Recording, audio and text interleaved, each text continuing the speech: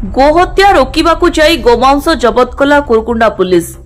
खबर पाई स्थानीय लोक और पुलिस मिसी कुरकुंडा ग्रामर ख्रिस्टियान साहिर तमसा नदी कूल पहुंची। दूररू जनसमागम देखि दौड़ी पलाइले गोहत्याकारी।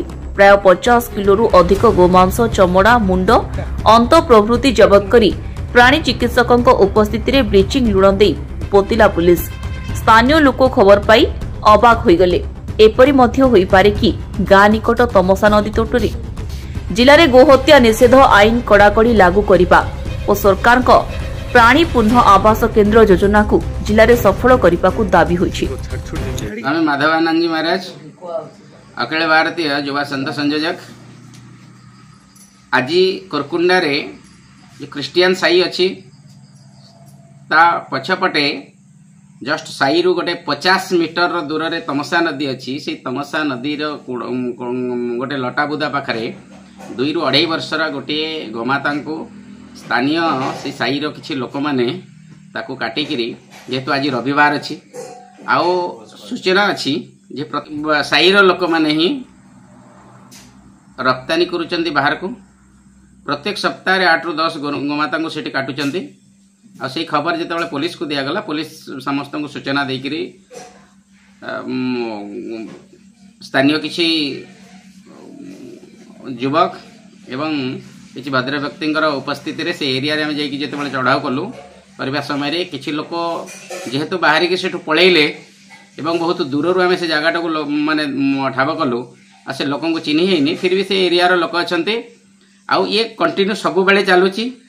से प्रशासन को अनुरोध अच्छी ये जो प्रत्येक सप्ताह रविवार चलुची एवं गुरुवार सप्ताह 8-10 जो कुरकुंडा रे कटा चली मालकानगिरी जिला प्रशासन तदंतभुक्त करी से दोषी मान को तुरंत गिरफ्त करंतु एवं गोमाता रक्षा करिबारे टिके निजर समयटा मध्य दियंतु। एटा होची हम समस्तंकर अनुरोध। मु शशिभूषण मिश्र कुरकुंडा रहे।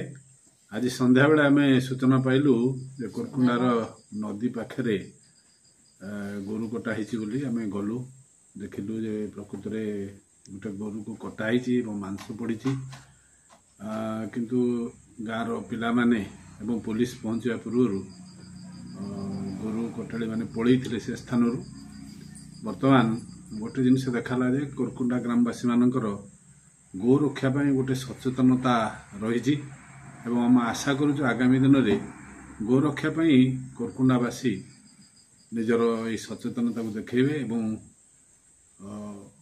गो चालाण जो होची एवं गाई मान जो कटा हो गोमाता को से रक्षा दिगरे जत्नवान हेबे।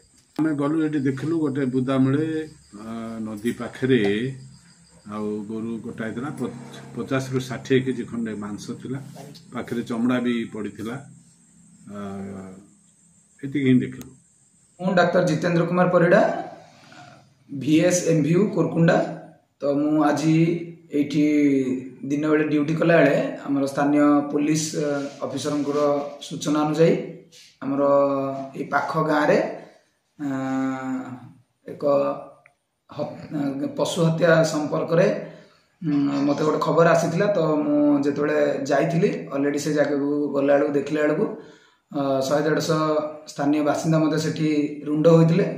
आ जहा से जगह रे मु प्राथमिक तदंतर मु देखिली तो मते सेथरु मु जा अनुमान कली तो ये हे तो गाई मांस हेई थाई पारे बा गाई को हत्या करा जाई थाई पारे किंतु तथापि भी ताकू कन्फर्म करिया पई आमे किछि सैंपल संग्रह करी आमे हमर उपरिस्थ अधिकारी को आमे पठौछु।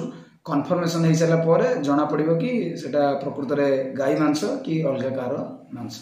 सेठी आमे देखिलु पूर्वर भी सेठी बोधे यही काम होईची ऑलरेडी कारण सेठी पूर्वर गाई हाड़ गाई मुंड ऑलरेडी सेठी पड़ीथिला। आज मध्य आमे गाईर पुट्टा गाईर मुंड गाईर जीभ तो इत्यादि जिनस मध्य आमे आज देखिथिलु। Malkangiri Ramakrishna Choudhury report Times 1 Odia.